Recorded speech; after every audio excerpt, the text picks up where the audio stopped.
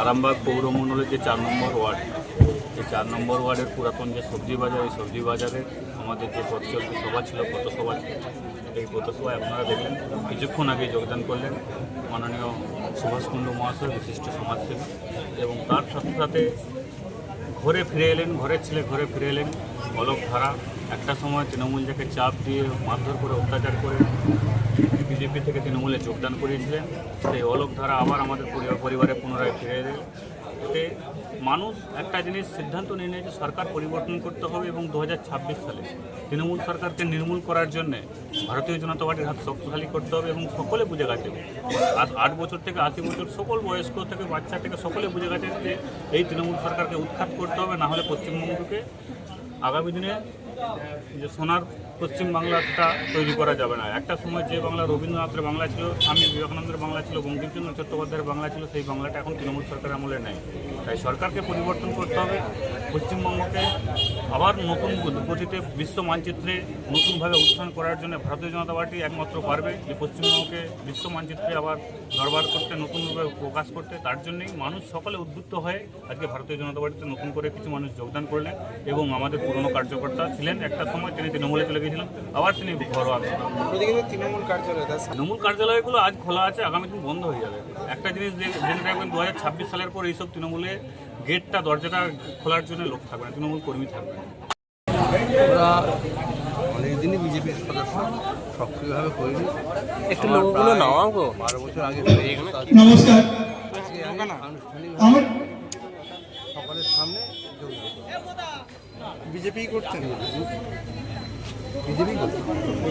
আমার 12 বছরের সদস্য বলে। আজকে সক্রিয়ভাবে। হ্যাঁ, আজকে সক্রিয়ভাবে আমি আপনার নাম? আমার নাম সুভাষ চন্দ্র, বাড়ি আরামবাগ 4 নম্বর ওয়ার্ড।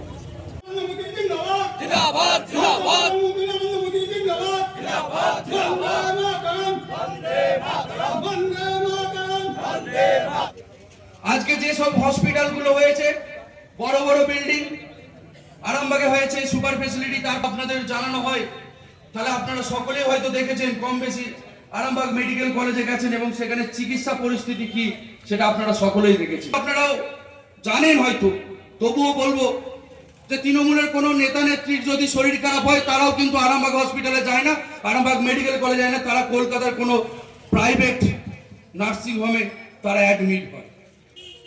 কারণ যে টাকাটা কামিয়েছে সেটা তো অসৎ পথে রোজগার কখনো সৎ পথে যায় না। তাই স্বাস্থ্য যেমন একদিকে শেষ, শিক্ষা ব্যবস্থা কোথায় দাঁড়িয়েছে সেটা আপনারা দেখেছেন।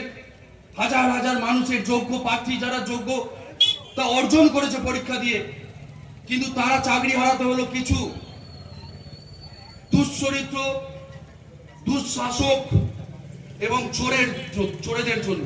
তারা কি করেছে? তারা অযোগ্য যারা ছিল তাদের কাছ থেকে অর্থের বিনিময়ে যারা যোগ্য ছিল তাদেরকে দূরে সরিয়ে রেখে তারা চাকরি দিয়েছে সেই অযোগ্য প্রার্থীদেরকে। তাহলে একবার ভেবে দেখুন যে এই সরকারটা 15 বছরে হাজার হাজার মানুষের, শুধু শিক্ষাগতই আমি বলছি, শিক্ষকদের চাকরি কত হাজার গেছে সেটা আপনারাও জানেন। তাহলে 15 বছর উনি চাকরি দিতে পারলেন না, কিন্তু 15 বছরে এতজন মানুষের, হাজার হাজার মানুষের চাকরিটা কেড়ে নিয়েছে।